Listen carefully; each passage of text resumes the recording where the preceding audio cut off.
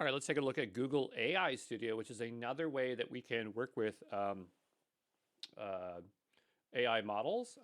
Obviously, you could use Google Cloud, but through Vertex AI Studio, but this again is another way to do it. Let's go ahead and develop ourselves a new prompt. I'm gonna go ahead and just agree to the terms.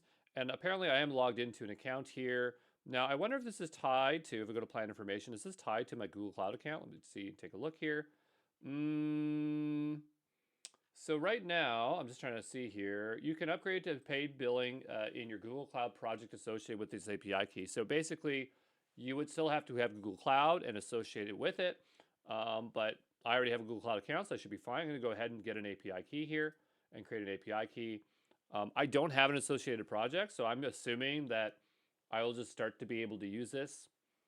And if I want to go beyond the trial, then I will have more access to it. So I'm going to copy that key for now. We're going to make our way over to GitHub, and we're going to go over to the GenAI Essentials, as that is what we keep on using here today.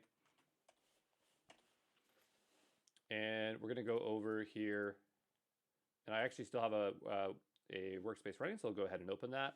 And while I'm waiting, I'm just going to paste the key over here so that I have it somewhere. Okay.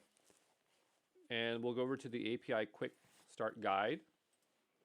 But yeah, you can see that they have, they got a thing here that you can work with.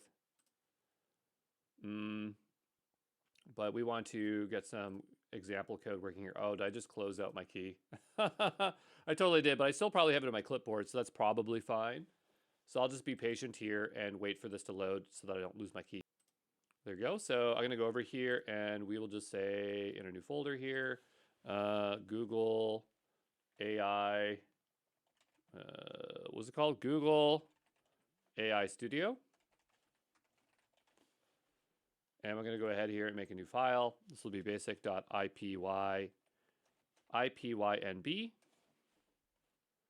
Okay, I'm going to make a new file here. This is going to be .env. I'm going to paste in that key. And we'll go ahead and make another one here, .env.example. I'm also going to go ahead and make a .getignore.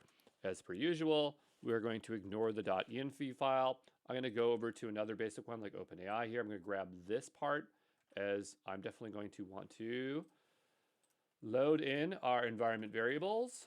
Let's go back over to here and see what information we have. So here we have the pip install Google Generative AI, so we'll bring that in. And I feel like this is very similar from something we did before, but it's totally fine because we're just entering in from another interface. So we have python.env. We'll go ahead and give this an install.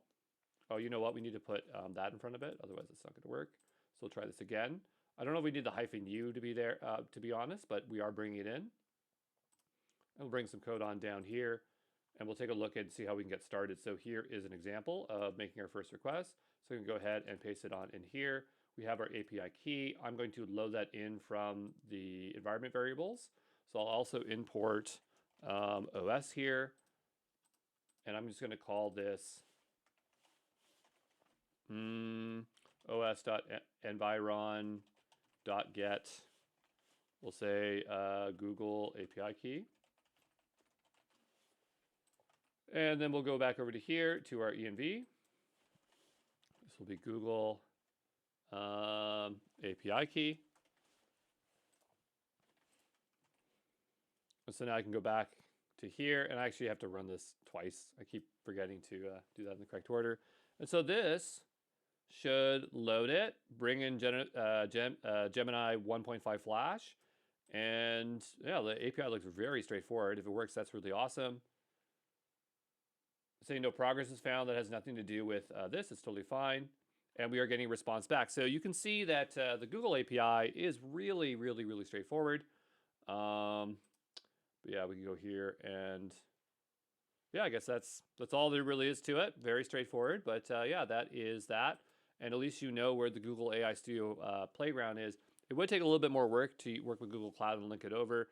But what's interesting is you can obviously bring in files from your Google Drive. And any of the functionality that you want to work with, you can obviously work with programmatically. So that's very interesting there. But I will see you in the next one. Ciao.